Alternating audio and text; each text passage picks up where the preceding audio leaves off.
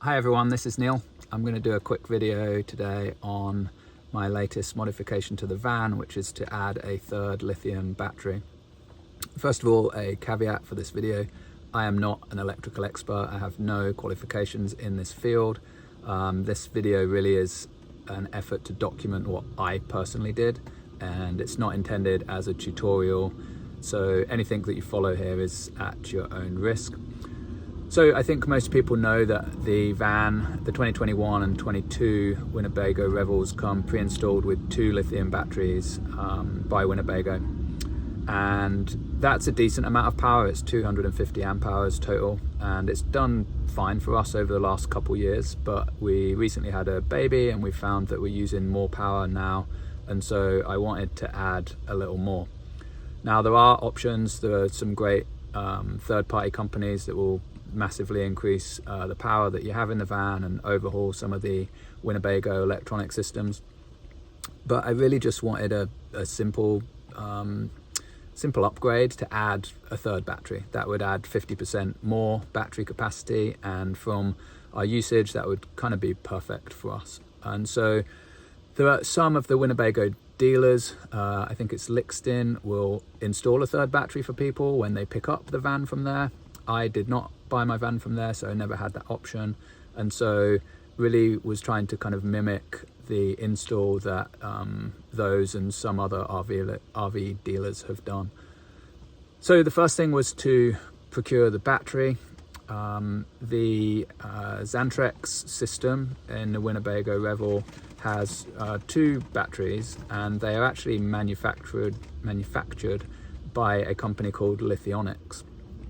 So I reached out to Lithionics and Xantrex and tried to find out which batteries were compatible.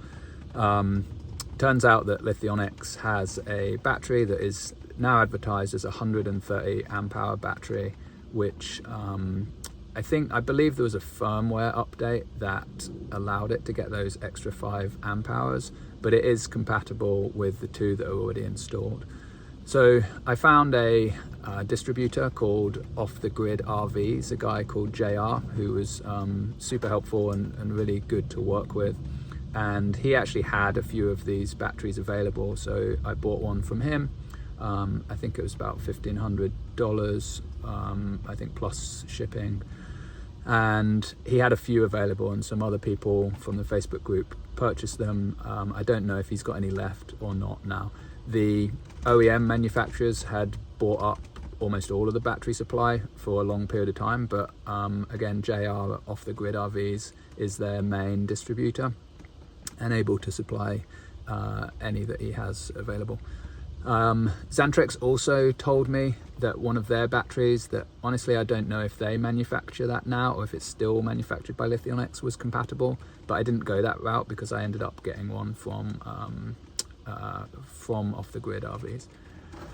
So the van's a mess right now because I'm partway through the install, but by the end of this video I will be done.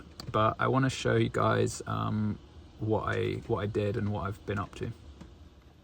So to be able to remove the lower plastic trim here is a little difficult because it has this lip on the top that actually tucks behind the upper trim, and so you can undo all of the screws all around the edge and you can pull it out a little, but I found it very difficult to pull out enough to access underneath into the battery compartment where you need access to the bus bars and so on that are in there.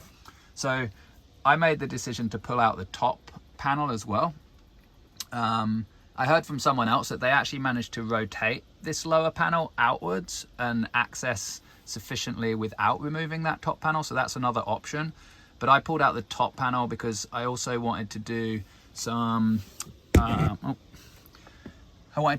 better insulation up here. I've already used the Havelock wool on the rear doors and on the other side and other parts of the van, so I wanted to do that. And then also I wanted to treat the edge there that Winnebago cut,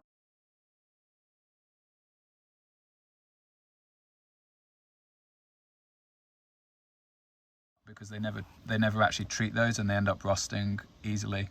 So I pulled out this top panel. honestly, it's a bit of a pain in the butt. Doesn't come out very easily, and once you've got it out, it doesn't really fit anywhere. I actually don't think you can get it out of the van without maybe removing some of the bed fixtures.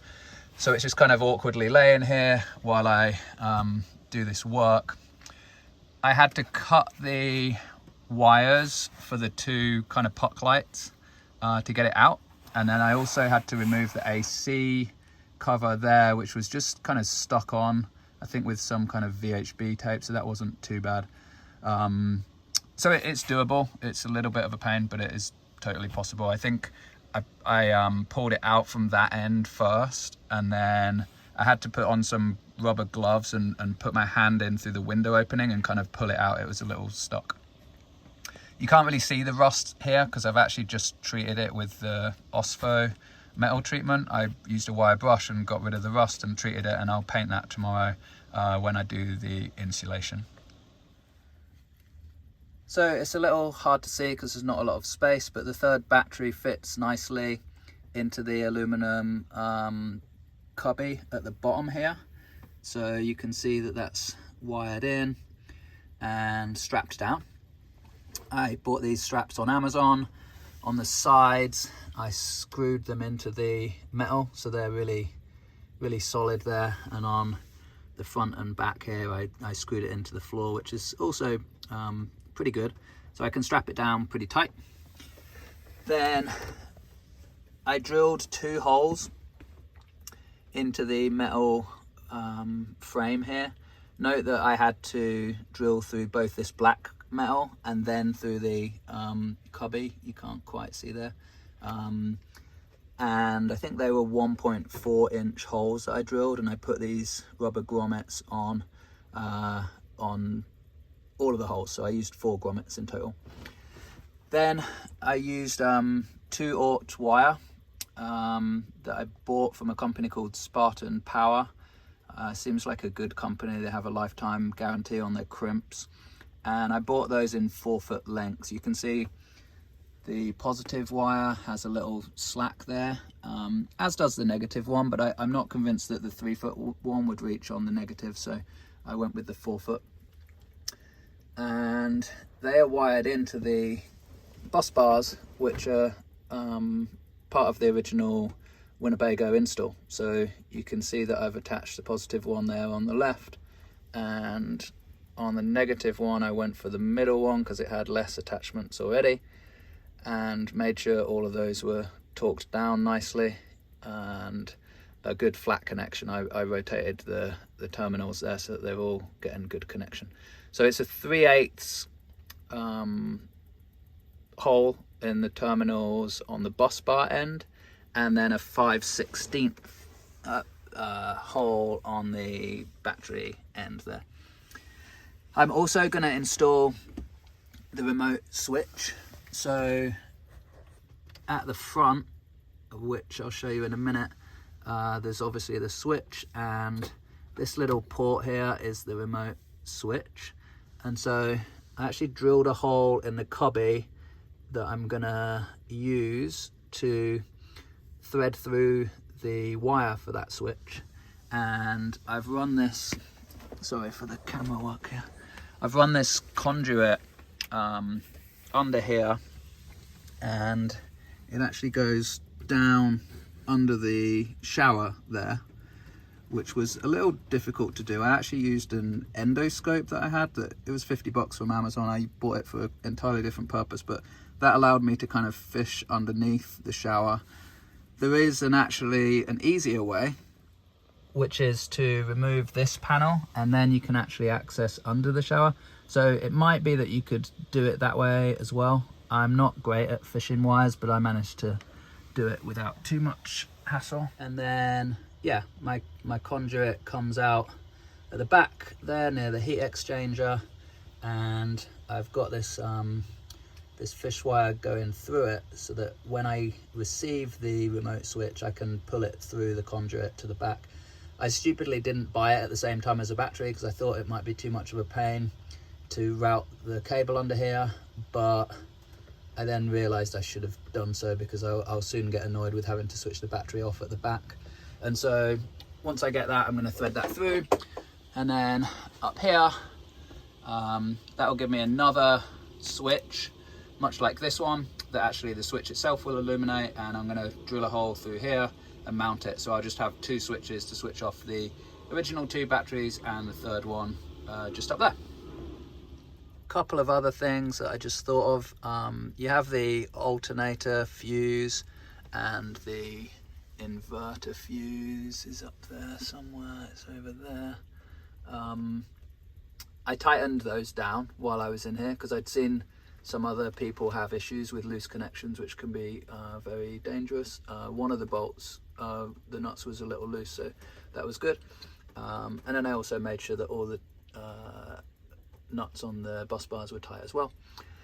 And when I drilled these holes, there were some wires that actually run in between those 2 layers of metal that go to the back somewhere, and so I had to stick I think I used like a large screwdriver underneath there to push them out of the way to make sure that when I cut those holes I didn't do any damage to that metal. A bit more progress today. I've pulled out all of the foam that Winnebago installed up top here and replaced it with the Havelock wall. I also managed to get some in here and all the way down this pillar, and then also at the bottom of the flare there. So now I'm going to paint the metal edges, which were rusted as you saw before. The Asphalt stuff's done a really good job of kind of neutralizing that rust. I put that on yesterday, left it overnight, and so now I'm just gonna dab on some Rust-Oleum all the way around, and that should be much better after that. Before turning it all on, I made sure that the 2 original batteries were fully charged first. Then I turned those off and turned on the new battery, and I fully charged that one. And then once I knew they were all fully charged, I switched them on together. I then ran all the batteries down to the 10% cut off and charged them all the way back up. But when I first ran them down, they were off quite a bit actually. I forget which one. I think the new one was doing like more work. But once I then charged them all up, I think it helped kind of balance the cells, and since I've been using it in a few quick tests since then, running the AC and so on, they've been very, very balanced, so I'm really happy with that. Okay, the installation's now complete. Obviously the battery's in the cubby and all strapped down. The remote switch cable is plugged in there and goes up through the hole that I drilled. The wire then goes through the conduit that I already ran, and it comes out under the bench, and then I ran it up behind the wall here to the switch. So I mounted the switch next to the other one so that I can easily switch them on and off together, and I can also see this switch flash when driving to see that it's charging. So we just did a trip this last weekend with the new battery installed, and it worked really great. It was fantastic to have that extra capacity. We stayed in one place for 2 nights and did a bunch of cooking, and I had like 66% state of charge when we left, which is way more than I would have had before. So really pleased with the install. I think it was about $1,900 all in for the battery, the cables, the remote switch, and the straps, etc. So pretty good value, I think, there. A few things that I just wanted to mention, some other tips. So obviously I used the really thick wires that I mentioned earlier. I did that because I was worried about the voltage drop over the longer length, but they're almost certainly overkill, and I know other people have installed with thinner wires, so that would be much more easy to work with and they would be more flexible. But again, I am not an electrician or an electrical expert, so please choose your cables carefully. And then I wish I had have drilled a larger hole for the remote switch wire. That was a bit of an afterthought for me and made it a little bit difficult to get it through that small hole. So if I was doing it again, I would have used the hole saw to cut a larger hole in the cubby ceiling. But overall, super happy with this install, and hope this video is helpful to someone out there who might be considering something similar. Thanks.